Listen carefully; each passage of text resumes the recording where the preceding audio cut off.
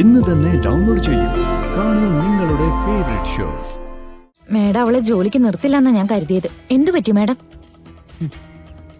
ഇവിടെ നടക്കുന്ന കാര്യങ്ങളൊക്കെ അറിയാവുന്നവരാണ് ഇവളും ഇവളുടെ ഭർത്താവും ഗോപാലനും. തൽക്കാലം അവരെ പിണക്ക് നിർത്തണ്ട. ഒറ്റിക്കൊടുക്കാൻ ഒരു മടിയില്ലാത്ത ആളുകളാ. കൂടെ നിർത്തിയേ പറ്റൂ. അമ്മ എന്തിനാ ഇങ്ങ് പോന്നേ?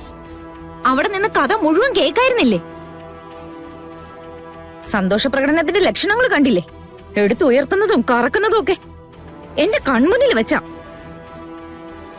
നവീനിൽ നിന്ന് ഞാൻ ആഗ്രഹിക്കുന്ന കാര്യങ്ങളാ മറ്റൊരാൾ എന്റെ കൺമുന്നിൽ വെച്ച് അനുഭവിക്കുന്നത്. ഇപ്പൊ നമുക്ക് പ്രത്യേകിച്ചൊന്നും ചെയ്യാൻ പറ്റില്ലല്ലോ മോളെ. എങ്കി ഒരു കാര്യം ചെയ്. നവീൻ എന്തോ ഒരു കഥ പറയുന്നുണ്ടല്ലോ.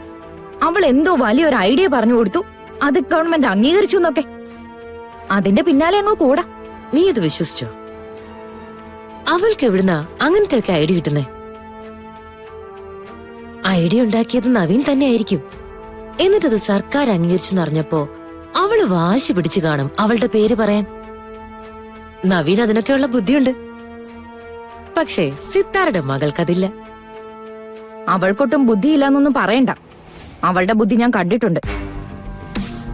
അല്ല, ഒരു വാക്കിൽ നീ അവളെ തള്ളിപ്പറയും, അടുത്ത വാക്കിൽ നീ പുകഴ്ത്തും. എന്താ ഇതിനൊരു സ്ഥിരതയൊന്നുമില്ലേ?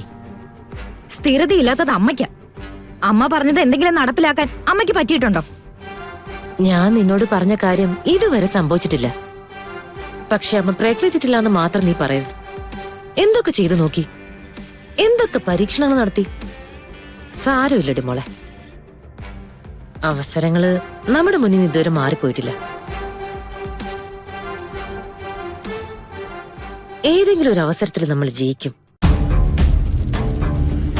അന്ന് സിത്താരുടെയും മകളുടെയും അഹങ്കാരം മാത്രമല്ല, ഈ കുടുംബത്തിലുള്ള സകലരുടെ അഹങ്കാരം തീർക്കും നമ്മൾ. നോക്കിക്കോ.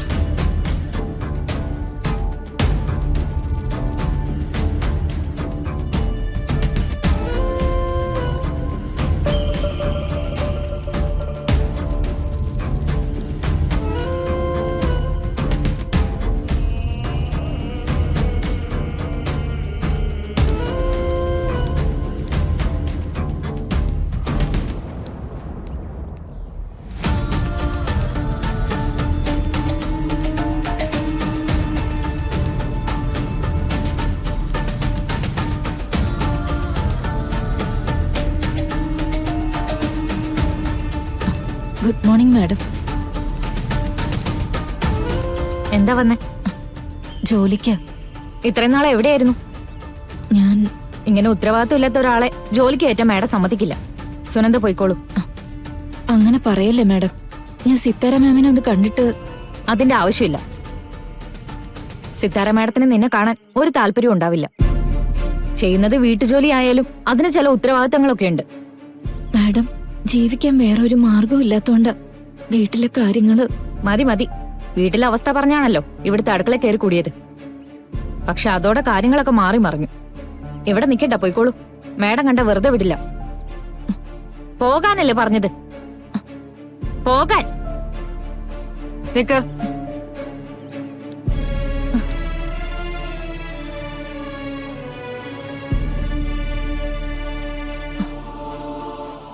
ജോലിക്ക് കയറണമെന്ന് പറഞ്ഞു വന്നതാ മാഡം. ഉത്തരവാദിത്തം കാണിക്കാത്ത ഒരാളെ ഇവിടെ വേണ്ടാന്ന് പറഞ്ഞു.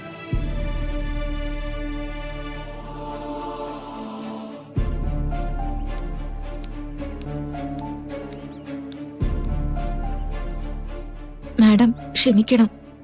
തങ്കേച്ചി ഓപ്പറേഷൻ കഴിഞ്ഞു വന്നിട്ട് വീട്ടിലാണല്ലോ. കൃഷ്ണ ഇല്ലാത്തോണ്ട് തങ്കേച്ചി നോക്കാൻ ആരും ഇല്ലല്ലോ. അതുകൊണ്ടാ വരാൻ പറ്റാത്തെ.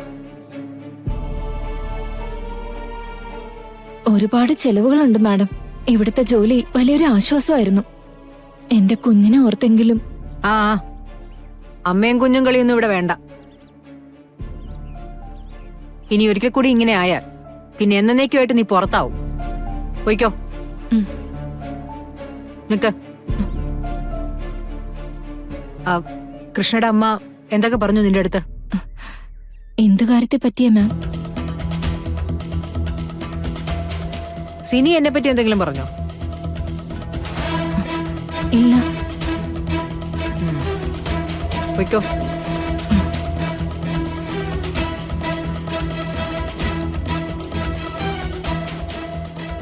മേഡം അവളെ ജോലിക്ക് നിർത്തില്ലെന്നാ ഞാൻ കരുതിയത്. എന്തു പറ്റി മേഡം?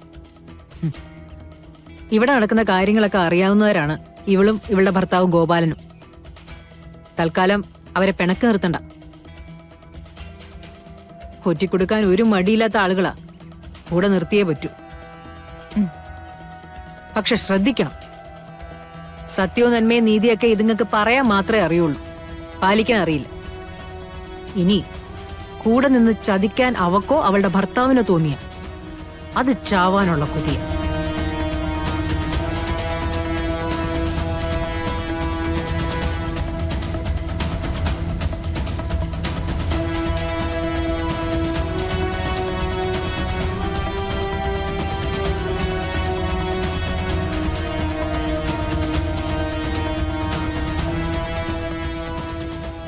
കൃഷ്ണമോളുടെ വരവ് എല്ലാം ശാന്തമാകുമെന്ന വിശ്വാസത്തിലായിരുന്നു ഞാനും നന്ദനും. പക്ഷേ ഇതിപ്പോ പേടി ഒന്നുകൂടി വർദ്ധിച്ചു. കാരണം ഇരട്ട പെൺകുട്ടികളിൽ ഒരുവൾ. അങ്ങനെ ഒരാള് കളരിക്കലെത്തുകയും കർമ്മം ചെയ്യുകയും ചെയ്താലല്ലേ ശാപമോക്ഷം ഉണ്ടാവുമെന്ന് അങ്ങ് പറഞ്ഞത്. വന്നു കയറിയ പെൺകുട്ടി ദൈവാനുഗ്രഹം ഉള്ളവളാണ്. ആചാരങ്ങളും അനുഷ്ഠാനങ്ങളും അറിയുന്നവളുമാണ്. പക്ഷെ ഇരട്ടക്കുട്ടികളിൽ ഒരാളല്ലല്ലോ.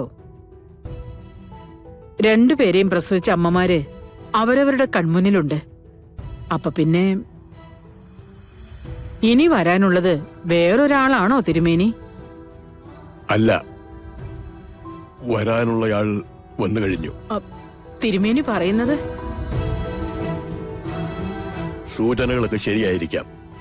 ഒരു കുട്ടിയെ പ്രസവിച്ചത് സിത്താരയും മറ്റേയാളെ പ്രസവിച്ചത് തങ്കം എന്ന സ്ത്രീയുമാണ്. അത് പക്ഷേ നമ്മൾ വിശ്വസിക്കുന്ന കാര്യമാണ്, അല്ലാതെ സത്യമായിരിക്കണമെന്ന് നിർബന്ധമില്ല. തിരുമേനി, എന്തായാലും ഒരു കാര്യം സത്യമാണല്ലോ, രാധയ്ക്ക് പകരം കൃഷ്ണയെ സിത്താരെ അന്വേഷിച്ചതും കണ്ടെത്തിയതും യാദൃശ്ചികമായിരുന്നില്ല. ദൈവത്തിന്റെ ഒരു തീരുമാനം അതിന്റെ പുറകിലുണ്ട്. ശരിയല്ലേ?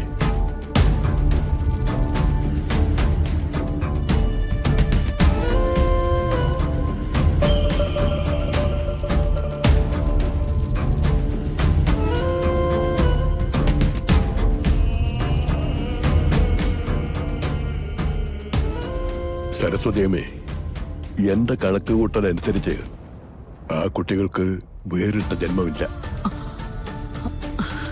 അവർ ഒരേ ചോരയിൽ ഒന്നിച്ചു പിറന്നവരാണെന്നാണ് ഞാൻ വിശ്വസിക്കുന്നത്. തിരുമേനി, സത്യം അതാണെന്ന് കാലം തെളിയിക്കും. അതിനധികം താമസം ഉണ്ടാവില്ല. എന്തായാലും എല്ലാം മംഗളമായി ഭവിക്കും.